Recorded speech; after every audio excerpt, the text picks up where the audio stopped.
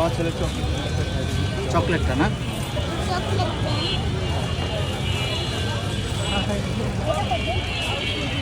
এটা কে তৈরি করে? আমার ওয়াইফ তৈরি।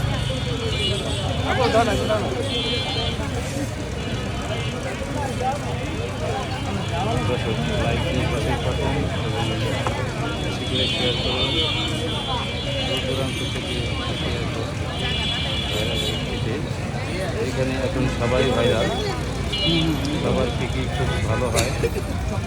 আজকে আপনাদের দেখাচ্ছি বিভিন্ন রকমের, যেমন আজকে কেক নিয়ে এসেছে আমাদের কিছু বন্ধু ভাই,